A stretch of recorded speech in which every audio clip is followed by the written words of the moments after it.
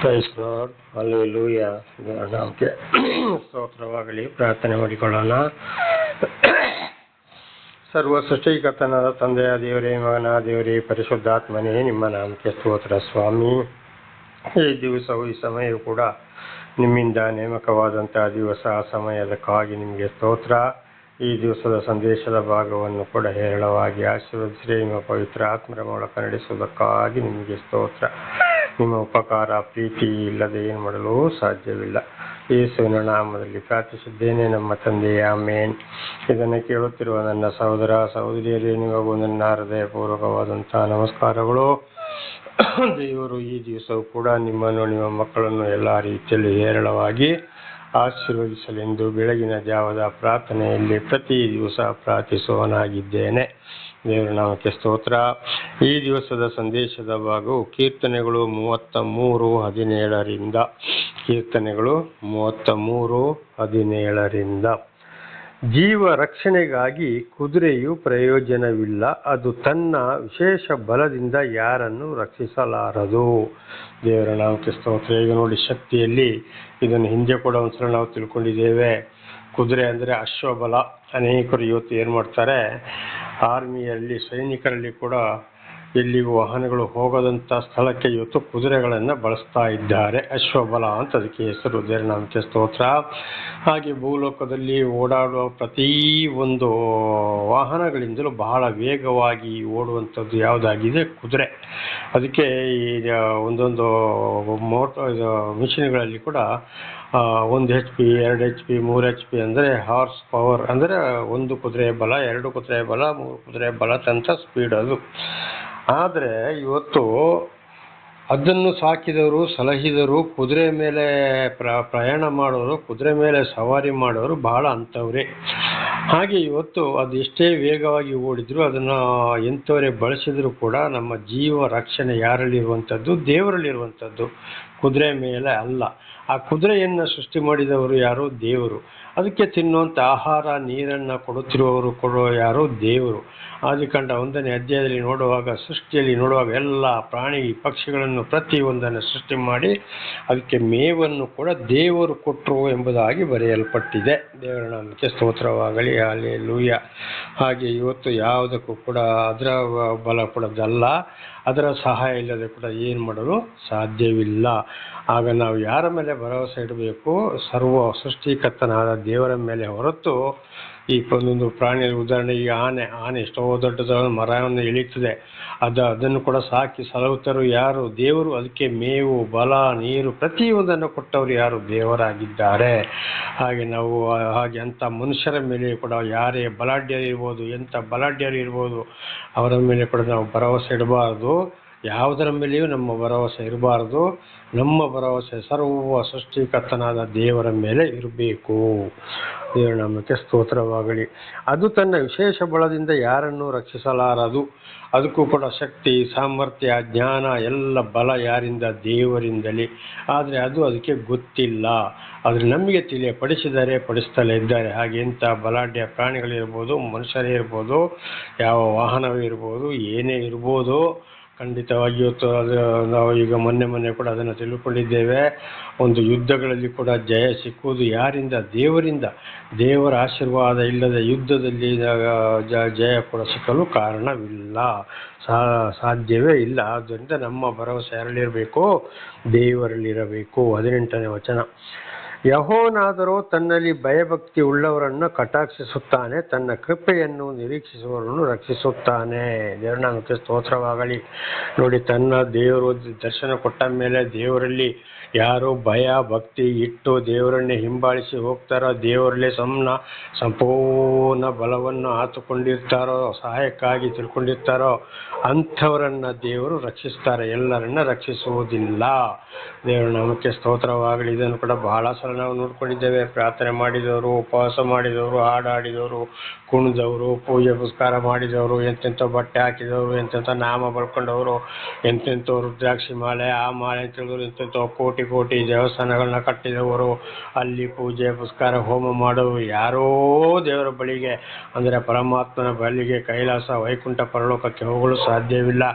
ದೇವರು ದರ್ಶನ ಕೊಟ್ಟ ಮೇಲೆ ಮಾತನ್ನ ಕೇಳಿ ವಿಧೇಯರಾಗಿ ಜೀವಿಸ್ತಾ ಸಂಪೂರ್ಣ ಕೊನೆ ಉಸಿರು ಎಳೆಯುವ ತನಕ ಸೃಷ್ಟಿಕತನದ ದೇವರನ್ನು ಯಾರು ಹಿಂಬಾಲಿಸ್ತಾರೋ ಅವರಿಗೆ ಮಾತ್ರ ಕೃಪಾ ಕಟಾಕ್ಷ ಇದೆ. ಇಲ್ಲಂದರೆ ಖಂಡಿತವಾಗಿ ಅವರು ಎಂಥವರೇ ಆಗಿರಲಿ, ಎಷ್ಟೇ ಕೋಟಿ ದೇವಸ್ಥಾನ ಕಟ್ಟಲಿ, ಎಷ್ಟೇ ಟನ್ನು ಬಂಗಾರಗಳನ್ನ ಸುರಿದು ಕಟ್ಟಿದವರೇ ಆಗಲಿ, ವಿಗ್ರಹಗಳನ್ನ ಮಾಡಿದವರೇ ಆಗಲಿ, ಖಂಡಿತವಾಗಿಯೂ ದೇವರಿಂದ ಅಂಥವ್ರ ಮೇಲೆ ದೇವರಿಗೆ ಪ್ರೀತಿ ಇರುವುದಿಲ್ಲ, ಅವರನ್ನು ಕಟಾಕ್ಷಿಸುವುದಿಲ್ಲ.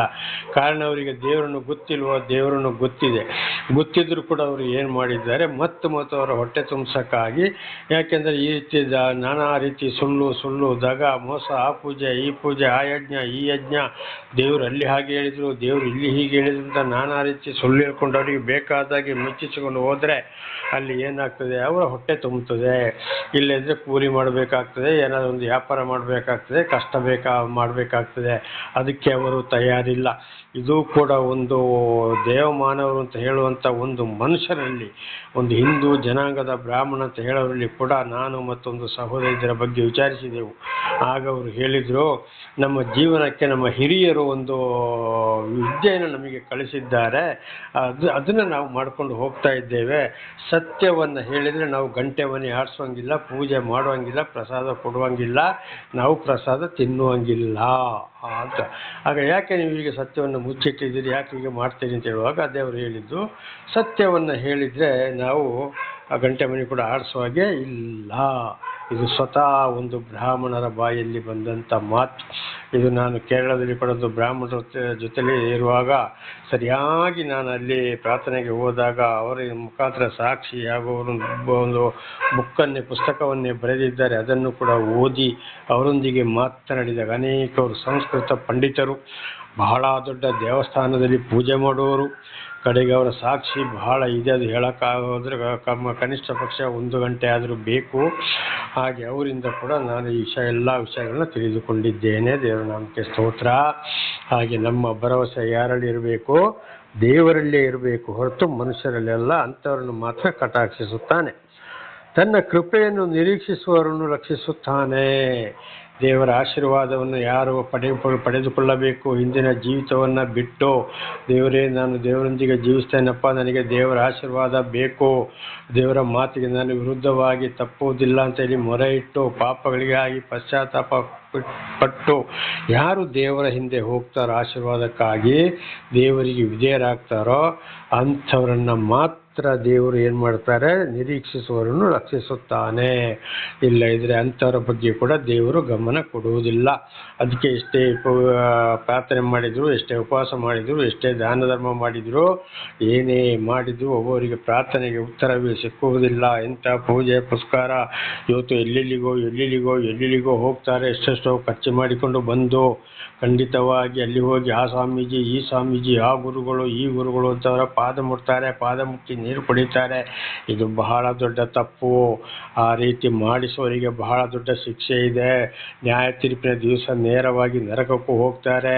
ಇದನ್ನು ಹಾಗೆ ಮಾಡಬೇಡಿ ಅಂತೇಳಿ ದೇವರು ತಿಳಿಸಿದ ಮೇಲೆ ಆ ರೀತಿ ಮತ್ತು ಯಾರು ಹೋಗ್ತಾರೋ ಅವರು ಕೂಡ ದೊಡ್ಡ ಒಂದು ಶಾಪಗ್ರಸ್ತರು ಅಂತೇಳಿ ಸರ್ವ ಸೃಷ್ಟಿಕರ್ತನಾದ ದೇವರ ಮಾತೆ ಇದೆ, ಭಗವಂತ ಪರಮಾತ್ಮನ ಮಾತೆ ಇದೆ. ಅವ ಯಾವ ಮನುಷ್ಯನೇ ಆಗಲಿ ಖಂಡಿತ ಒಬ್ಬೊಬ್ರು ಹೋಗಿ ಪಾದಕ್ಕೆ ಬೀಳ್ತಾರೆ. ನಿಜವಾಗ್ಲೂ ಪಾದಕ್ಕೆ ಬೀಳಬಾರದು. ಅವರಿಗೆ ಅಂಥ ಒಂದು ವಿಶೇಷವಾದ ಒಂದು ಪ್ರೀತಿ ಇದ್ದರೆ ಕೈ ಜೋಡಿಸಿ ಅವರಿಗೊಂದು ನಮಸ್ತೆಯನ್ನು ಹೇಳಬೇಕು. ನಮಸ್ಕಾರ ಅಥವಾ ನಮಸ್ತೆ ಅಂತೇಳಿ ಯಾವುದೇ ಮನುಷ್ಯರ ಕಾಲಿಗೆ ಬೀಳಬಾರದು. ನಾವು ದೇವರ ಪಾದ ಪೀಠವಾದ ಭೂಮಿಗೆ ನಾವು ಶರಣು ಹೋಗಬೇಕು. ದೇವರ ನಾಮಕ್ಕೆ ಸ್ತೋತ್ರ. ಇದು ಕೂಡ ಬೈಬಲಲ್ಲಿ ಬರೆಯುವಂಥ ವಿಷಯಗಳು. ಉತ್ತರ ಕರ್ನಾಟಕದ ಒಂದು ಜಿಲ್ಲೆಯ ಒಂದು ತಾಲೂಕಲ್ಲಿ ಒಂದು ಮನುಷ್ಯ ಇದ್ದ, ದೇವಮಾನವರು ಅಂತ ಹೇಳೋರು. ಏನೇ ಇರಲಿ ಅವರು ಕೂಡ ಇದೇ ಮಾತು ಹೇಳಿದ್ದಾರೆ ಅಂತ ನನಗೆ ಬೇರೆಯವರು ಹೇಳಿದ್ದಾರೆ. ಅನೇಕರವರ ಲಿಂಗಾಯತ ಜನಾಂಗದಲ್ಲಿ ಅವರ ಕಾಲಿಗೆ ಬೀಳಕ್ಕೆ ಹೋದಾಗ ಆ ಮನುಷ್ಯ ಹೇಳಿದ್ದು, ನನ್ನ ಕಾಲಿಗೆ ನೀನು ಬೀಳಬೇಡಪ್ಪ, ದೇವರ ಶಿವನ ಪಾದಪೀಠಕ್ಕೆ ಬೀಳು, ನೀನು ಶಿವನ ಪಾದವೇ ಭೂಮಿ ಅಂತೇಳಿ. ನೋಡಿ, ಆ ಮನುಷ್ಯ ಬಹಳ ಕರೆಕ್ಟಾಗಿ ಹೇಳಿದ್ದಾನೆ. ದೇವರು ನಮಗೆ ಸ್ತೋತ್ರ. ಅಂಥವರನ್ನು ಹಿಂಬಾಲಿಸಬೇಕು ಹೊರತು ಇವತ್ತು ಒಂದೊಂದು ಬಹಳ ದೊಡ್ಡ ಪುಣ್ಯಕ್ಷೇತ್ರಗಳು, ಬೆಟ್ಟ ಗುಡ್ಡ ಹತ್ತಿ ಹೋಗಬೇಕು, ಅಲ್ಲಿ 500 ರೂಪಾಯಿ ಕೊಟ್ಟು ಟೋಕನ್ ತಗೊಳ್ಬೇಕು. ಹಾಗಾದರೆ ಮಾತ್ರ ಒಂದು ಮನುಷ್ಯ ಬಹಳ ಜೋರಾಗಿ ಅಲ್ಲಿ ನಾನಾ ರೀತಿ ವೇಷ ಧರಿಸಿ ಕೂತ್ಕೊಂಡಿರ್ತಾನೆ. ದೇವರ ರೂಪದಲ್ಲಿ ಅವನ ಪಾದ ಮುಟ್ಟಕ್ಕೆ 500 ರೂಪಾಯಿ ಕೊಟ್ಟು ಟೋಕನ್ ತಗೊಂಡು ಹೋದರೆ ಮಾತ್ರ ಅವನಿಂದ ಏನಾದರೂ ಸಾಧ್ಯವೋ? ಅವನು ಉಸಿರಾಡೋದಿಲ್ವಾ? ಊಟ ಮಾಡೋದಿಲ್ವಾ? ನೀರು ಕುಡಿಯೋದಿಲ್ವಾ? ಅವನು ತಂದೆ ತಾಯಿಂದ ಹುಟ್ಟಿಲ್ವಾ? ಅವನು ಸಾಯೋದಿಲ್ವಾ? ನಮಗೆ ಇಂಥದ್ದು ಭಾಳ ನಾವು ಹೇಳೋದು ಬೇಡ, ಅದು ಕೂಡ ನಿಮಗೆ ಗೊತ್ತಿದೆ ಎಲ್ಲ ವಿಚಾರಗಳು. ದೇವರು ನಮಗೆ ಸ್ತೋತ್ರವಾಗಲಿ. ಹಲ್ಲೆಲೂಯಾ. ಹಾಗೆ ದೇವರು ಏನು ಮಾಡ್ತಾರೆ, ಯೆಹೋವನಾದರೂ ತನ್ನಲ್ಲಿ ಭಯಭಕ್ತಿ ಉಳ್ಳವರನ್ನು ಕಟಾಕ್ಷಿಸ್ತಾನೆ, ತನ್ನ ಕೃಪೆಯನ್ನು ನಿರೀಕ್ಷಿಸುವವರನ್ನು ರಕ್ಷಿಸುತ್ತಾನೆ. ಸರ್ವ ಸೃಷ್ಟಿಗತನಾದ ದೇವರ ಬಗ್ಗೆ 19ನೇ ವಚನ. ಅವರ ಪ್ರಾಣವನ್ನು ಮರಣದಿಂದ ತಪ್ಪಿಸುವನು, ಬರಗಾಲದಲ್ಲಿ ಅವರ ಜೀವವನ್ನು ಉಳಿಸುವನು. ನೋಡಿ, ಆ ರೀತಿಯಂಥ ಯಾರು ದೇವರನ್ನು ಹಿಂಬಾಲಿಸಿಕೊಂಡು ಹೋಗ್ತಾರಲ್ಲೋ ಅಂಥವರ ಪ್ರಾಣ ಕೂಡ, ಅವರಿಗೆ ಪ್ರಾಣ ಅಪಾಯ ಬಂದರೂ ಕೂಡ ತಪ್ಪಿಸ್ತಾರಂತೆ ದೇವರು. ದೇವರ ನಮಗೆ ಸ್ತೋತ್ರವಾಗಲಿ. ಬೇಕಾದರೂ ಇದರ ಸಾಕ್ಷಿ ಕೂಡ ನಾನು ಹಿಂದೆ ಹೇಳಿದ್ದೇನೆ.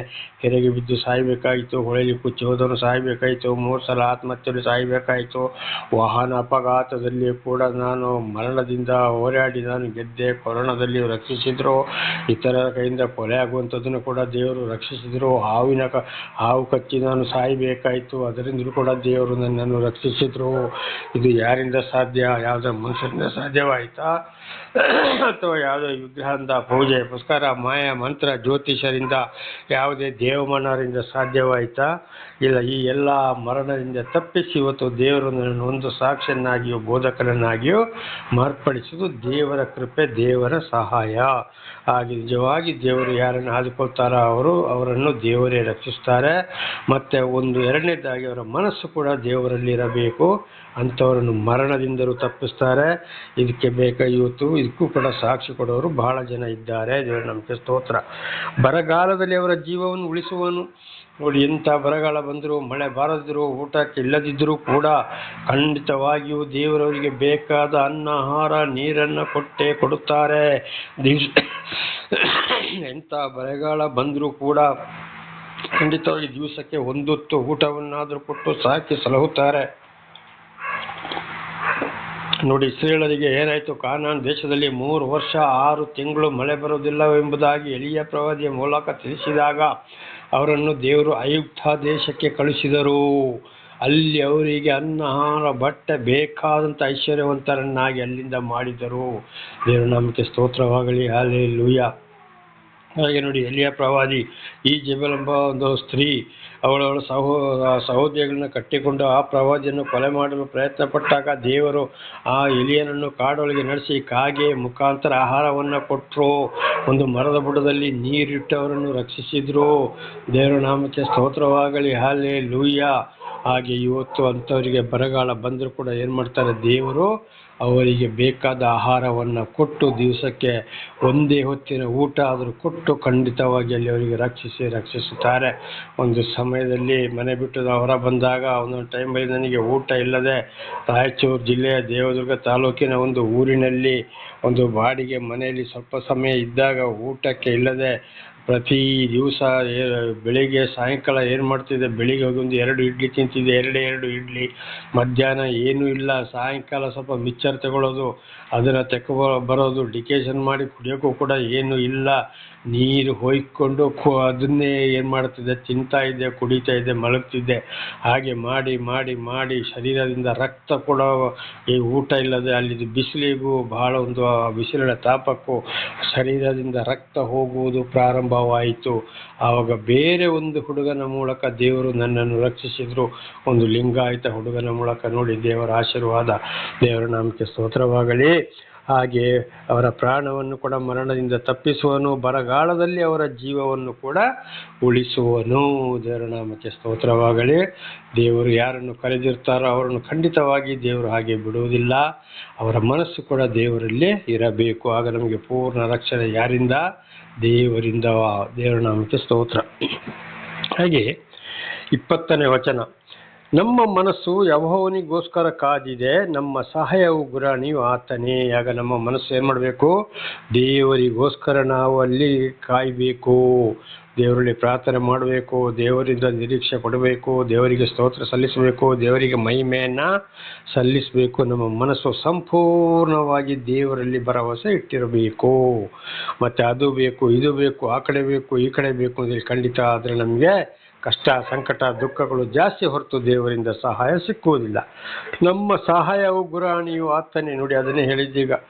ಸರ್ವ ಸೃಷ್ಟಿ ಮನುಷ್ಯನಿಗೋಸ್ಕರ ಬೇಕಾಗಿದ್ದು ಎಲ್ಲವನ್ನ ಸೃಷ್ಟಿ ಮಾಡಿಟ್ಟಿದ್ದಾರೆ. ನಮ್ಮನ್ನು ರಕ್ಷಿಸುವವರು ಯಾರು? ದೇವರು. ಹಾಗಿಲ್ಲದ್ರೆ ಯಾರಿಂದಲೂ ಸಾಧ್ಯವಿಲ್ಲ. ಆದ್ದರಿಂದ ನಮ್ಮ ಪೂರ್ತಿ ಮನಸ್ಸು ದೇವರಲ್ಲಿ ನಾವು ಆತ್ಕೊಳ್ಳಬೇಕು. 21ನೇ ವಚನ. ಆತನಲ್ಲಿ ನಮ್ಮ ಹೃದಯವು ಸಂತೋಷಿಸುವುದು, ಆತನ ಪರಿಶುದ್ಧ ನಾಮದಲ್ಲಿ ಭರವಸೆ ಇಟ್ಟಿದ್ದೇವೆ. ನೋಡಿ, ದೇವರ ಆತ್ಮ ಯಾರಲ್ಲಿದೆಯೋ, ದೇವರು ಯಾರನ್ನು ನಡೆಸ್ತಾ ಇದ್ದಾರೋ ಅಂಥವರ ಆತ್ಮ ಯಾವಾಗಲೂ ದೇವರಲ್ಲಿ ಸಂತೋಷ ಪಡ್ತದೆ. ದೇವರಿಗೆ ಪ್ರಾರ್ಥನೆ ಮಾಡ್ತಾರೆ, ಸ್ತೋತ್ರವನ್ನು ಸಲ್ಲಿಸ್ತಾರೆ, ಒಂದು ನಮಸ್ಕಾರ ಹೇಳ್ತಾರೆ, ಇತರರ ಬಗ್ಗೆ ಸಾಕ್ಷಿ ಹೇಳ್ತಾರೆ. ಬೆಳಿಗ್ಗೆ ಸಾಯಂಕಾಲ ಹೋದಲ್ಲಿ ಬಂದಲ್ಲಿ ಪ್ರತಿಯೊಂದು ಕೆಲಸ ಕಾರ್ಯ ಊಟ ಮಾಡುವುದರಲ್ಲಿ ಕೂಡ ಏನು ಮಾಡ್ತಾರೆ? ದೇವರಲ್ಲಿ ಸಂತೋಷಗೊಳ್ತಾರೆ. ದೇವರೇ ನೀನು ಕೊಟ್ಟಿದ್ದೀಯಪ್ಪ, ನಮಸ್ಕಾರ, ಎಲ್ಲವೂ ನಿನ್ನದೇ ಸ್ವಾಮಿ, ನನ್ನಂಬುದು ಯಾವುದೂ ಇಲ್ಲ. ಇಲ್ಲಿವರೆಗೆ ನಡೆಸಿದ್ದು ನೀನೇ, ಇನ್ನು ಮುಂದೆ ನಡೆಸೋದು ಕೂಡ ನೀನೆಪ್ಪ ಅಂತೇಳಿ ಪ್ರತಿಯೊಬ್ಬರು ಎಂಥ ಉದ್ಯೋಗಸ್ಥರಾಗಲಿ, ಒಂದು ಬಲಿಷ್ಠ ಉದ್ಯೋಗ ಆಗಲಿ, ಕನಿಷ್ಠ ಉದ್ಯೋಗವಾಗಲಿ, ಯಾವುದೇ ಆಗಲಿ, ಪ್ರತಿಯೊಬ್ಬರು ಏನು ಮಾಡ್ತಾರೆ? ದೇವರಲ್ಲಿ ಸಂತೋಷಗೊಳ್ಳುತ್ತಾರೆ. ದೇವರ ನಾಮಕ್ಕೆ ಸ್ತೋತ್ರ. ಆತನ ಪರಿಶುದ್ಧ ನಾಮದಲ್ಲಿ ಭರವಸೆ ಇಟ್ಟಿದ್ದೇವೆ ಅಂಥವ್ರು ಏನು ಮಾಡ್ತಾರೆ? ಪರಿಶುದ್ಧ ದೇವರ ನಾಮದಲ್ಲಿ, ವಿಗ್ರಹಗಳ ಮೇಲೆ ಅಲ್ಲ. ಉದಾಹರಣೆಗೆ ಈಗ ನಾವು ಭಾಳ ಸಾಧನೆ ತಿಳ್ಕೊಂಡಿದ್ದೇವೆ. ಹೇಗೆ ಈಗ ಪರಮಾತ್ಮ ಭಗವಂತ ಅಂತ ಏನಾದರೂ ರೂಪ ಇದೆಯಾ? ಇಲ್ಲ. ಈಶ್ವರ, ಶಿವ, ಪರಮೇಶ್ವರ ಅಂದರೆ ಅದೊಂದು ಹೆಸರು, ಅರ್ಥ. ಈಶ್ವರನಿಗೆ ರೂಪ ಇದೆಯಾ? ಪರಮೇಶ್ವರನಿಗೆ ರೂಪ ಇದೆಯಾ? ಶಿವ ಮೂರು ಒಂದೇ ರೂಪ ಇದೆಯಾ? ಖಂಡಿತವಾಗಿ ರೂಪ ಇಲ್ಲ. ದೇವರ ನಮಗೆ ಸ್ತೋತ್ರ. ಈಗ ಯೇಸುವಿಗೆ ರೂಪ ಇದೆಯಾ? ಇಲ್ಲ. ಆದರೆ ಅದು ಕೂಡ ನಾನಾ ರೀತಿ ವಿಗ್ರಹಗಳನ್ನ, ಬೊಂಬೆಗಳನ್ನ ಮಾಡಿಕೊಂಡು ಇವತ್ತು ಆರಾಧಿಸೋರು, ಪೂಜೆ ಮಾಡೋರು ಇದ್ದಾರೆ. ಅದರಲ್ಲಿ ಏನು ಭರವಸೆ ಇಲ್ಲ. ಆ ರೀತಿ ದೇವ್ರನ್ನ ಅರಿತುಕೊಂಡು ಮತ್ತು ಚಿನ್ನ ಇರ್ಬೋದು, ಬೆಳ್ಳಿ ಇರ್ಬೋದು, ಬಂಗಾರ ಇರ್ಬೋದು, ಸ್ಟೀಲ್ ಇರ್ಬೋದು, ಕಬ್ಬಿಣ ಇರ್ಬೋದು, ಉಕ್ಕು ಇರ್ಬೋದು, ಮರ ಇರ್ಬೋದು, ಮಣ್ಣಿನಿಂದ ಇರ್ಬೋದು, ಸೃಷ್ಟಿಕರ್ತ ದೇವರನ್ನು ಒಂದೊಂದು ಆ ರೀತಿ ಮಾಡಿಕೊಂಡು ಆರಾಧಿಸೋರ ಮೇಲೆ ದೇವರಿಗೆ ಬಹಳ ಕೋಪ. ಇಲ್ಲಿ ಹೇಳಿದ್ದು ಆತನ ನಾಮದ ಮೇಲೆ. ದೇವರ ನಾಮಕ್ಕೆ ಸ್ತೋತ್ರ ಹೋಗಲಿ. ಆತನ ಪರಿಶುದ್ಧ ನಾಮ ಅಂದರೆ ಹೆಸರಿಗೆ ಮಾತ್ರ ನಾವು ಸ್ತೋತ್ರವನ್ನು ಸಲ್ಲಿಸಬೇಕು. ಯಾಕೆಂದರೆ ಆದಿಯಲ್ಲಿ ವಾಣಿ ಇತ್ತು, ವಾಣಿ ದೇವರ ಬಳಿಯಿತ್ತು, ಅವರು ಮನುಷ್ಯನ ಅವತಾರವೆತ್ತಿ ಬಂದರೆಂಬುದಾಗಿ 1 ಯೋಹನ್ನ 1ನೇ ಅಧ್ಯಾಯ 1, 2 ಮತ್ತು 14ನೇ ವಚನದಲ್ಲಿ ಇದನ್ನು ನಾವು ಸ್ಪಷ್ಟವಾಗಿ ತಿಳಿದುಕೊಳ್ಳಬಹುದು. ಮನುಷ್ಯನ ಅವತಾರವೆತ್ತಿ ಬಂದರು, ಮನುಷ್ಯರಾಗಿ ಮಾತಾಡಿದರು, ಊಟ ಮಾಡಿದರು, ಆಮೇಲೆ ಪರಲೋಕಕ್ಕೆ ಏರಿ ಹೋದರು, ಕೈಲಾಸಕ್ಕೆ. ಈಗ ಅವರಿಗೆ ರೂಪ ಇಲ್ಲ, ಮೊದಲು ಕೂಡ ರೂಪ ಇಲ್ಲ. ಒಂದು ದರ್ಶನದ ಮೂಲಕ, ಸಹಾಯದ ಮೂಲಕ ಒಬ್ಬೊಬ್ಬರಿಗೆ ವಾಣಿ ಶಬ್ದ ಈಗಲೂ ಕೇಳಿಸಬಹುದು. ನಾನಾ ರೀತಿ ಕನಸಿನಲ್ಲಿ ಕೂಡ ಮಾತಾಡಬಹುದು. ಹಾಗಿರುವಾಗ ಬರೀ ಆತನ ನಾಮದಲ್ಲಿ, ದೇವರ ನಾಮಕ್ಕೆ ಸ್ತೋತ್ರವಾಗಲಿ, ಆತನ ಪರಿಶುದ್ಧ ನಾಮದಲ್ಲಿ ಭರವಸೆ ಇಟ್ಟಿದ್ದೇವೆ.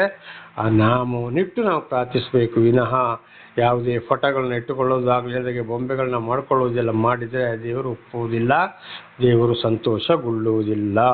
ದೇವರ ನಾಮದ ಮೇಲೆ ನಾವು ಭರವಸೆ ಇಡಬೇಕು. ಈಗ ಪರಮಾತ್ಮ ಅಂತ ರೂಪ ಇದೆಯಾ? ಇಲ್ಲ. ಅದೊಂದು ಅರ್ಥ. 22. ಯೆಹೋವನೇ, ನಾವು ನಿನ್ನನ್ನೇ ನಿರೀಕ್ಷಿಸಿಕೊಂಡಿದ್ದೇವೆ, ನಿನ್ನ ಕೃಪೆಯು ನಮ್ಮ ಮೇಲೆ ಇರಲಿ. ನೋಡಿ, ಆಗ ನಾವು ಏನು ಮಾಡಬೇಕು?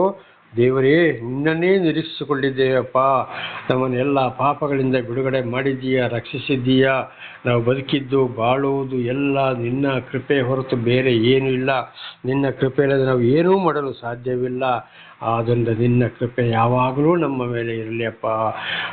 ಪ್ರತಿಯೊಬ್ಬರು ಇವತ್ತು ಒಬ್ಬೊಬ್ಬರಿಗೋಸ್ಕರ, ಗಂಡ ಹೆಂಡತಿ, ಮಕ್ಕಳಿಗೋಸ್ಕರ, ಮಕ್ಕಳು ತಂದೆ ತಾಯಿಗೋಸ್ಕರ, ಪ್ರತಿಯೊಂದು ನೆರೆ ಕರೆಯಲ್ಲಿ ಏನಾದರೂ ತೊಂದರೆಯಲ್ಲಿ ಇರೋರಿಗೆ, ಒಂದು ಕೆಟ್ಟ ಬುದ್ಧಿಯಲ್ಲಿರ್ಬೋದು, ನಾನಾ ರೀತಿಯಲ್ಲಿ ಇರ್ಬೋದು, ತಪ್ಪಿ ಹೋಗಿರ್ಬೋದು, ಕಷ್ಟ ಸಂಕಟ ದುಃಖದಲ್ಲಿ ಇರ್ಬೋದು, ಅವರಿಗಾಗಿ ಕೂಡ ನಾವು ಏನು ಮಾಡಬೇಕು? ಪ್ರಾರ್ಥಿಸಬೇಕು. ಅವರ ಮೇಲೆ ಕೂಡ ನಿನ್ನ ಕೃಪೆ ಇರಲಿ ಅಂತ ಬರೀ ನಮಗೆ ನಾವಾಗಿ ಪ್ರಾರ್ಥಿಸಬಾರದು. ದೇವರ ನಾಮಕ್ಕೆ ಸ್ತೋತ್ರವಾಗಲಿ. ಹಾಲೆ ಲೂಯ. ಹಾಗೆ ಯೆಹೋವನೇ, ನಾವು ನಿನ್ನನ್ನೇ ನಿರೀಕ್ಷಿಸಿಕೊಂಡಿದ್ದೇವೆ, ನಿನ್ನ ಕೃಪೆಯು ನಮ್ಮ ಮೇಲೆ ಇರಲಿ ಅಂತ ನಾವು ನಮಗಾಗಿ ಪ್ರಾರ್ಥಿಸಿಕೊಳ್ಬೇಕು. ಇತರರೇ ಕೂಡ ಅವರು ಎಂಥವರೇ ಆಗಿರಲಿ ಅಂಥವರಿಗೆ ಕೂಡ ಅವರ ಆಶೀರ್ವಾದಕ್ಕಾಗಿ ನಾವು ದೇವರಲ್ಲಿ ಅವರನ್ನು ಕ್ಷಮಿಸಪ್ಪ, ಆಶೀರ್ವದಿಸು ಅಂತೇಳಿ ಅಂಥವರಿಗಾಗಿ ಕೂಡ ನಾವು ಪ್ರಾರ್ಥಿಸಬೇಕು. ದೇವರು ನಮಗೆ ಸ್ತೋತ್ರ. ಹಾಗೆ ನಮ್ಮ ಸಂಪೂರ್ಣ ಭರವಸೆ ದೇವರು ನಮಗೆ ದರ್ಶನ ಕೊಟ್ಟ ಮೇಲೆ ಆ ಕಡೆ ಈ ಕಡೆ ಆಗಲೇ ಹೇಳಿದಾಗೆ ಆ ದೇವಸ್ಥಾನ ಈ ದೇವಸ್ಥಾನ, ಆ ಸ್ವಾಮೀಜಿ ಈ ಸ್ವಾಮೀಜಿ ಅಂತ ತಿಳ್ಕೊಂಡು ನಂಬಿಕೊಂಡು ಹೋಗಿ ಅವರ ಮೇಲೆ ಭರವಸೆ ಇಟ್ಟರೆ ನಮ್ಮ ಜಾತಿಯವನು ಅವನು ಬಿಡಬಾರ್ದು, ಅವರೊಂದಿಗೆ ಇರಬೇಕು. ಜಾತಿ ಮತ ಭೇದವನ್ನು ಹೇಳಿಕೊಂಡು ಮನುಷ್ಯರ ಮೇಲೆ ನಂಬಿಕೆ ಇಟ್ಟು ಮನುಷ್ಯರನ್ನೇ ನಂಬಿಕೊಂಡು ಹೋಗುವುದಾದರೆ ಖಂಡಿತವಾಗಿ ಸರ್ವ ಸೃಷ್ಟಿಕರ್ತನಾದ ದೇವರ ಮುಂದೆ ಶಾಪಗ್ರಸ್ತರು. ಇದು ಶ್ರೀಕೃಷ್ಣ ಪರಮಾತ್ಮನು ಕೂಡ ಇದನ್ನೇ ಹೇಳಿದ್ದಾರೆ. ಕುರಾನ್ ಕೂಡ ಇದನ್ನೇ ತಿಳಿಸ್ತದೆ, ಬೈಬಲ್ ಕೂಡ ಇದನ್ನೇ ತಿಳಿಸ್ತದೆ. ಆದ್ದರಿಂದ ಬಹಳ ಎಚ್ಚರ. ಇಲ್ಲಿಗೆ ಕೀರ್ತನೆಗಳು 33ನೇ ಅಧ್ಯಾಯ ಮುಕ್ತಾಯವಾಯಿತು. ದೇವರ ನಾಮಕ್ಕೆ ಸ್ತೋತ್ರವಾಗಲಿ. ಈಗ 34ನೇ ಅಧ್ಯಾಯ 1ನೇ ವಚನವನ್ನು ಓದಿಕೊಳ್ಳೋಣ. ನಾನು ಯೆಹೋವನನ್ನು ಎಡೆಬಿಡದೆ ಕೊಂಡಾಡುವೆನು. ದೇವರ ನಾಮಕ್ಕೆ ಸ್ತೋತ್ರವಾಗಲಿ. ದಾವೀದರಸರಲ್ಲಿ ಏನು ಹೇಳಿದ್ರು? ದೇವರನ್ನು ಎಡೆಬಿಡದೆ ನಾನು ಕೊಂಡಾಡುವೆನು. ಆವಾಗ ಅಲ್ಲೇ ಪ್ರಾರ್ಥನೆ ಮಾಡಿಕೊಂಡಿದ್ರಲ್ಲ, ಪ್ರತಿ ಒಂದು ಕೆಲಸ ಕಾರ್ಯದಲ್ಲೂ ಕೂಡ ನಾವು ದೇವರಲ್ಲಿ ಪ್ರಾರ್ಥಿಸ್ತಾ ಇರಬೇಕು. ನಿನ್ನ ಪ್ರೀತಿ ಸಾಹಿಲದೆ ಏನು ಮಾಡಲು ಸಾಧ್ಯ ಇಲ್ಲ, ಕೆಲಸ ಮಾಡಲು ಸಾಧ್ಯವಿಲ್ಲ. ಊಟ ಮಾಡೋ ಸಮಯದಲ್ಲಿಯೂ ನಾವು ಪ್ರಯಾಣದಲ್ಲಿ ಹೋಗುವಾಗಲೂ ಬರುವಾಗಲೂ ಎಲ್ಲ ಕೆಲಸ ಕಾರ್ಯಗಳಲ್ಲಿ ಕೂಡ ದೇವರಿಗೆ ಸ್ತೋತ್ರ ಸಲ್ಲಿಸಬೇಕು. ದೇವರೇ ನೀನೇ ನಡೆಸಿದ್ದಪ್ಪ, ಹೋಗಿ ಬಂದು ಬರುವಾಗೆ ಕೂಡ ಮಾಡಿದ್ಯಾ, ಹೋಗಿ ಬಂದ ವಾಹನಗಳನ್ನು ಕೂಡ ಆಶೀರ್ವಾದ ಮಾಡಿದ್ಯಾ, ಅಥವಾ ನಮಗೆ ದೇವರು ಕೊಟ್ಟಂಥ ವಾಹನಗಳು ಕೂಡ ಹೋಗಿ ಬರುವಂತೆ ನೀನು ಕೊಟ್ಟ ವಾಹನ ನಮ್ಮದಲ್ಲ ಅಂತೇಳಿ ನಾವು ದೇವರನ್ನು ಎಡೆಬಿಡದೆ ನಾವು ಕೊಂಡಾಡಬೇಕು. ಮತ್ತು ಸರ್ವ ಸೃಷ್ಟಿಕರ್ತ ದೇವರಲ್ಲದ ಇತರ ಹೆಸರು ಯಾವಾಗಲೂ ನಾವು ಎತ್ತಬಾರದು. ಇದು ದೇವರಿಗೆ ಕೋಪವಾಗಿದೆ. ದೇವರ ನಾಮಕ್ಕೆ ಸ್ತೋತ್ರ. ಅದರಲ್ಲಿ 34:4 ನಾನು ಯೆಹೋವನ ಸನ್ನಿಧಿಯಲ್ಲಿ ಬೇಡಿಕೊಳ್ಳಲು ಆತನು ಸದುತ್ತರವನ್ನು ಕೊಟ್ಟು ಎಲ್ಲ ಭೀತಿಯಿಂದ ನನ್ನನ್ನು ತಪ್ಪಿಸಿದನು. ನೋಡಿ, ದಾವೀದರಸರು ಹಾಗೆ ಪ್ರಾರ್ಥನೆ ಮಾಡಲು ಹೋಗ್ತಾ ಇದ್ದುದರಿಂದ ಎಲ್ಲ ಕಷ್ಟ ಸಂಕಟ ದುಃಖ ವಿರೋಧಿಗಳಿಂದ, ದುಷ್ಟರ ಕೈಯಿಂದ, ಕೊಲೆ ಮಾಡೋರ ಕೈಯಿಂದಲೂ ಕೂಡ ದೇವರು ಏನು ಮಾಡಿದರು? ತಪ್ಪಿಸಿದರು. ಹಾಗೆ ಇವತ್ತು ನಾವು ಕೂಡ ದೇವರನ್ನು ಅರಿತುಕೊಂಡು ದೇವರು ನಮ್ಮ ಜೀವಿತದಲ್ಲಿ ಅದ್ಭುತ ಕಾರ್ಯಗಳನ್ನು ಮಾಡಿದ ಮೇಲೆ ಮಾಡ್ತಾ ಇರುವಾಗ, ದೇವರು ಪಡಿಸ್ತಾ ಇರುವಾಗ ಸರ್ವ ಭರವಸೆ ಇಟ್ಟು ದೇವರನ್ನು ಕೊಂಡಾಡಿದಾಗ ನಮ್ಮನ್ನು ಕೂಡ ಎಲ್ಲ ರೀತಿಯಿಂದ ದೇವರು ರಕ್ಷಿಸುವವರಾಗಿದ್ದಾರೆ. ಅದಕ್ಕೆ ದಾವೀದರಸರು ಹೇಳಿದ್ದು, ನನ್ನನ್ನು ರಕ್ಷಿಸುವ ಗುರಾಣಿ ಆತನೇ ಅಂತೇಳಿ. ದೇವರ ಸಹಾಯ ಇಲ್ಲದೆ ಏನು ಮಾಡಲು ಸಾಧ್ಯವಿಲ್ಲ ಸ್ವಾಮಿ. ಎಂಥ ಅಪರಾಧಗಳಿಂದಲೂ, ಎಂಥ ದುಷ್ಟರ ಕೈಯಿಂದಲೂ, ಎಂಥ ಕೊಲೆ ಮಾಡುವವರ ಕೈಯಿಂದಲೂ ತಪ್ಪಿಸುವರು ದೇವರು. ಇದಕ್ಕೆ ನಾನು ಒಂದು ಸಾಕ್ಷಿಯಾಗಿದ್ದೇನೆ. ಇದನ್ನು ಕೂಡ ಬಹಳ ಸಲ ನಾನು ದೇವರ ನಾಮದಲ್ಲಿ ನಿಮಗೆ ತಿಳಿಸುವಂಥ ಒಂದು ಆಶೀರ್ವಾದವನ್ನು ದೇವರು ಅನುಗ್ರಹಿಸಿದರು. ಈಗ 7 ಮತ್ತು 8ನೇ ವಚನಗಳನ್ನು ಓದಿಕೊಳ್ಳೋಣ. 34, 7, 8.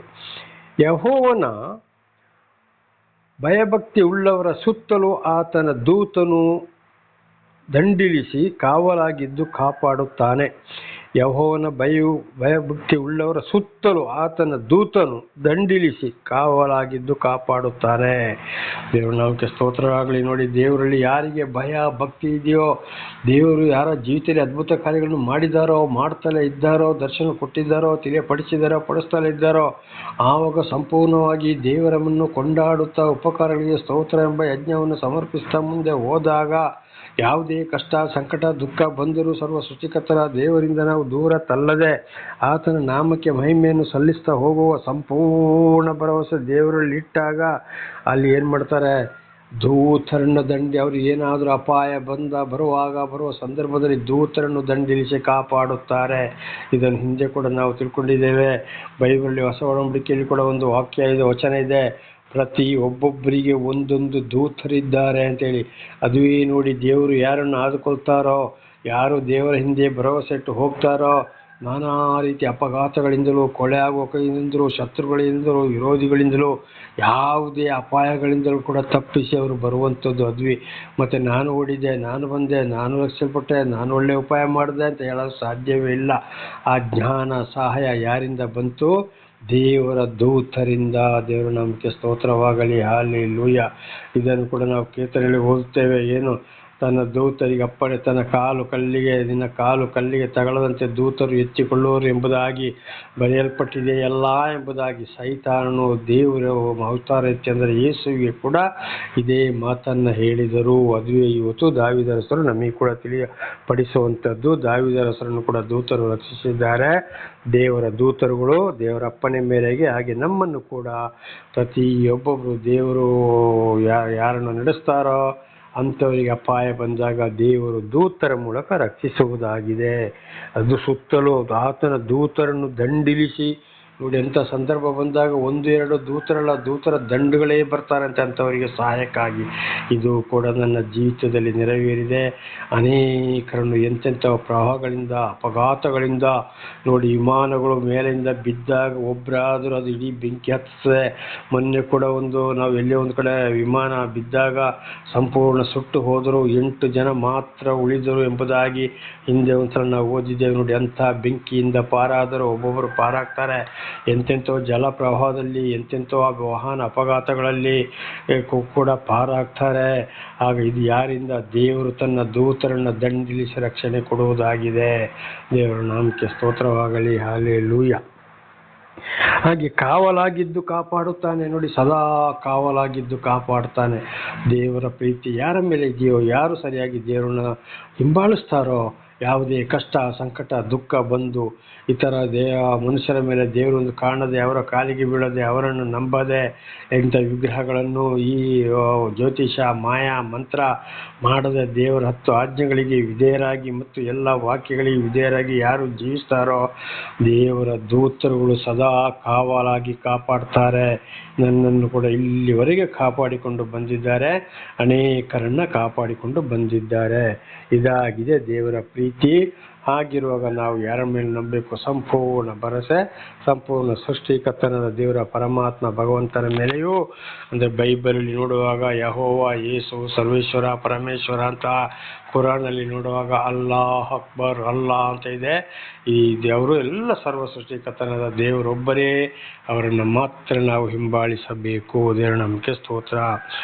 ಆತನಲ್ಲಿ ಭಯಭಕ್ತಿ ಉಳ್ಳವರಿಗೆ ಯಾವ ಕೊರತೆಯೂ ಇರುವುದಿಲ್ಲ. ನೋಡಿ, ಸರ್ವ ಸೃಷ್ಟಿಕರ್ತನ ದೇವರು ದರ್ಶನ ಕೊಟ್ಟ ಮೇಲೆ, ತಿಳಿಯಪಡಿಸಿದ ಮೇಲೆ, ಪಡಿಸ್ತಾ ಇರುವಾಗ, ಇಷ್ಟು ರಕ್ಷಣೆ ಕೊಟ್ಟು ನಮ್ಮನ್ನು ಸಾಕಿ ಸಲಹುತ್ತಾ ಇರುವಾಗ, ಸಂಪೂರ್ಣವಾಗಿ ಯಾರು ಭರವಸೆ ಇಟ್ಟು ನಡೆದರೂ ಯಾವ ಕೊರತೆ ಇರುವುದಿಲ್ಲ. ಊಟಕ್ಕೂ ಕೊರತೆ ಇರುವುದಿಲ್ಲ, ಬಟ್ಟೆಗೂ ಕೊರತೆ ಇರುವುದಿಲ್ಲ, ಹಣಕಾಸಿನ ವಿಚಾರವೂ ಕೊರತೆ ಇರುವುದಿಲ್ಲ, ವಾಸಕ್ಕೂ ಕೊರತೆ ಇರುವುದಿಲ್ಲ. ಆದರೆ ಬೇಕಾದ ಕೋಟಿಯೋ ಅಲ್ಲ, ಅವರಿಗೆ ಏನೇನು ಕೊಡಬೇಕು ಅಂತೇಳಿ ಮೊದಲೇ ತೀರ್ಮಾನ ಮಾಡಿಟ್ಟಿದ್ದಾರೆ. ಅದನ್ನು ಕೊಟ್ಟೇ ಕೊಡುತ್ತಾರೆ. ದೇವರ ನಾಮಕ್ಕೆ ಸ್ತೋತ್ರವಾಗಲಿ. ಮತ್ತಾಯ 6ನೇ ಅಧ್ಯಾಯ 33ನೇ ವಚನದಲ್ಲಿ ನೋಡುವಾಗ, ನೀನು ಮೊದಲು ದೇವರ ರಾಜ್ಯಕ್ಕಾಗಿಯೂ ನೀತಿಗಾಗಿ ತವಕಪಡು, ಅದರೊಂದಿಗೆ ನಿನಗೆಲ್ಲವೂ ಬರುವುದು ಅಂತೇಳಿ ಮತ್ತಾಯನ ಮೂಲಕ ಯೇಸು ಸ್ವಾಮಿ ಅಂದರೆ ದೇವರು ತಿಳಿಯಪಡಿಸಿದ್ದಾರೆ. ಆದರೆ ಹಿಂದಿನ ಜೀವಿತವೇ ಬೇರೆ. ದರ್ಶನ ಕೊಟ್ಟು ಅನೇಕ ಪಾಪ, ಕೇಡು, ಖಂಡಾಂತರ, ಮರಣ, ಪಾಶದಿಂದ ನಮ್ಮನ್ನು ಬಿಡಿಸಿ ರಕ್ಷಿಸಿ ಕಾಪಾಡಿಕೊಂಡು ಬಂದಾಗ ನಾವು ಮತ್ತೆ ದೇವರನ್ನು ಹುಡುಕುತ್ತಾ, ಅಂದರೆ ಸರಿಯಾದ ಉಪದೇಶವನ್ನು ಕೇಳುತ್ತಾ, ಅಂಥವರ ಸಹವಾಸವನ್ನು ಮಾಡುತ್ತಾ, ಸರ್ವ ಸೃಷ್ಟಿಕರ್ತನಾದ ದೇವರ ಗ್ರಂಥಗಳನ್ನು ಓದುತ್ತಾ ತಿಳ್ಕೊಂಡು ನಮ್ಮ ಜೀವಿತವನ್ನು ಬದಲು ಮಾಡ್ತಾ ಹೋದಾಗ, ಪರಲೋಕ, ನರಕಲೋಕ, ಏನಪ್ಪ ದೇವರು ಏನು ಹೇಳಿದ್ದಾರೆ ಅಂತ ದೇವರನ್ನೇ ಹುಡುಕ್ತಾ ಹೋದಾಗ ಖಂಡಿತವಾಗಿ ಅಲ್ಲಿ ಏನಾಗ್ತದೆ, ನಮಗೆ ಬೇಕಾಗಿದ್ದೆಲ್ಲವನ್ನು, ಊಟಕ್ಕೆ ಕೊರತೆ ಇರೋದಿಲ್ಲ. ಅದು ಅಂದರೆ ನಮಗೆ ಅನುದಿನದ ಆಹಾರ ಏನೇನು ಕೊಡಬೇಕೋ ಕೊಡ್ತಾನೆ. ಮೈಗೆ ಬೇಕಾದ ಬಟ್ಟೆ, ನಮಗೆ ಬೇಕಾದಂಥ ಹಣಕಾಸು, ಹೋಗುವಲ್ಲಿಗೆ ಬರುವಲ್ಲಿಗೂ, ಆಸ್ಪತ್ರೆಗೂ ಪ್ರತಿ ಒಂದು ಎಲ್ಲಿಂದ ಬರ್ತದೆ ಅಂತ ಗೊತ್ತಿಲ್ಲ. ಅದಕ್ಕೆ ದಾವೀದರು ಹೇಳ್ತಾರೆ, ನನಗೆ ಸಹಾಯವು ಪರಲೋಕದಿಂದ ಯೆಹೋವನಿಂದ ಬಂತು ಅಂತೇಳಿ. ಅಂದರೆ ಕೈಲಾಸ, ವೈಕುಂಠದಿಂದ, ಸರ್ವ ಸೃಷ್ಟಿಕರ್ತನಾದ ದೇವರಿಂದ ಬಂದೇ ಬರುತ್ತದೆ. ದೇವರು ನೋಡಿ, ಮನೆ ಬಿಟ್ಟಾಗ ಇಲ್ಲಿಂದ ಅಲ್ಲಿಂದ ನನ್ನ ಈ 31 ವರ್ಷ ಜೀವಿತದಲ್ಲಿ ಅನೇಕ ಕಷ್ಟ ಸಂಕಟ ದುಃಖಗಳು, ಏಳು ಸತ್ತು ಮಣ್ಣಿಗೆ ಮಣ್ಣಾಗಿ ಧೂಳಿಗೆ ಧೂಳಾಗಿ ನಾನು ಹೋಗಬೇಕಾಗಿತ್ತು. ನಾನಾ ಥರ ತೊಂದರೆಯಲ್ಲಿಯೂ ಅಪಘಾತವಾಗಿ ರಾಯಚೂರಿನ ನವೋದಯ ಮೆಡಿಕಲ್ ಕಾಲೇಜಲ್ಲಿ 1 ವಾರ ದಾಖಲಾಗಿದ್ದೆ. ದೇವರು ದಿವಸಕ್ಕೆ 2 ದಿವಸಕ್ಕೆ ಒಬ್ಬೊಬ್ಬರನ್ನ ಕಾವಲುಗಾರರನ್ನಾಗಿ ಕೂಡ ಬೇರೆಯವರನ್ನು ನನಗೆ ಕಳುಹಿಸಿಕೊಟ್ರು. ಆಸ್ಪತ್ರೆಯಿಂದ ಹೊರಬರಬೇಕಾದ್ರೆ 1 ಪೈಸೆಯೂ ನನ್ನಲ್ಲಿಲ್ಲ. ಬೇರೆ ಒಂದು ಸಹೋದರನ ಮುಖಾಂತರ ಆಸ್ಪತ್ರೆ ಬಿಲ್ಲು ಅಲ್ಲಿಗೆ ತಲುಪಿತು. ಅಲ್ಲಿಗೂ ನನಗೆ ಊಟವೇ ಬರ್ತಿತ್ತು. ಅಲ್ಲಿಂದ ಬಿಡುಗಡೆಯಾಗಿ ಬಂದ ಮೇಲೆ ಮಂಚ ಹಾಸಿಗೆ, ಅಯ್ಯೋ ಬೇಕಾದ ಊಟ ಕೂಡ ನನಗೆ ಬೇಕಾಗಿದ್ದು ಬಂದು ತಲುಪ್ತಾ ಇತ್ತು. ದೇವರ ನಾಮಕ್ಕೆ ಸ್ತೋತ್ರವಾಗಲಿ. ನೋಡಿ, ಮರಣದಿಂದಲೂ ಗೆದ್ದರು. ದೇವರು ಯಾವ ಕೊರತೆಯನ್ನು ನನಗೆ ಮಾಡಲಿಲ್ಲ. ಎಂತೆಂಥ ಆಗಲೇ ಹೇಳಿದಾಗ ಎಂತೆಂಥ ಕಷ್ಟ ಸಂಕಟ ದುಃಖಗಳು, ದೇವರ ಪ್ರವಾದಿಗಳಿಗೆ ಸಾಕ್ಷಿಗಳಿಗೆ ಬಂದಂಥ ಕಷ್ಟಗಳಲ್ಲಿ ಬಹಳ ನನ್ನಲ್ಲಿ ಜೀವಿತದಲ್ಲಿ ಬಂತು. ದೇವರು ಯಾವುದು ಕೊರತೆ ಮಾಡಲಿಲ್ಲ. ಇವತ್ತು ಕೂಡ ಸುಖ ಇಲ್ಲ, ಊಟಕ್ಕಿಲ್ಲ ಅಂತ ಆದರೂ ಕೂಡ ಎಲ್ಲಿಂದ ಬರ್ತದೆ, ಹೇಗೆ ಬರ್ತದೆ ಅಂತ ಹಣ್ಣು ಹಂಪಲು ಪ್ರತಿಯೊಂದು ಇತರರ ಮೂಲಕವೂ ದೇವರು ನನಗೆ ಇದನ್ನು ತಲುಪುವ ಹಾಗೆ ದೇವರು ಆಶೀರ್ವಾದ ಮಾಡಿದ್ದಾರೆ, ಮಾಡ್ತಲೇ ಇದ್ದಾರೆ. ಅದಕ್ಕೆ ಹೇಳಿದ್ದು, ಯೆಹೋವನ ಜನರೇ ಆತನಲ್ಲಿ ಭಯಭಕ್ತಿ ಉಳ್ಳವರಾಗಿರಿ. ಆಗ ನಾವು ಏನು ಮಾಡಬೇಕು? ಆತನಲ್ಲಿ ಭಯಭಕ್ತಿ ಇರೋರು ಆಗಿರಬೇಕು. ದೇವರ ನಾಮಕ್ಕೆ ಸ್ತೋತ್ರವಾಗಲಿ. ಹಲ್ಲೆಲೂಯಾ. ಯಾವುದಕ್ಕೂ ನಮಗೆ ಕೊರತೆ ಇರುವುದೇ ಇಲ್ಲ. 8ನೇ ವಚನ, ಯೆಹೋವನು ಸರ್ವೋತ್ತಮನೆಂದು ಅನುಭವದಿಂದ ತಿಳಿದುಕೊಳ್ಳಿರಿ. ಆತನನ್ನು ಆಶ್ರಯಿಸಿಕೊಂಡವರು ಎಷ್ಟೋ ಧನ್ಯರು. ದೇವರ ನಾಮಕ್ಕೆ ಸ್ತೋತ್ರ.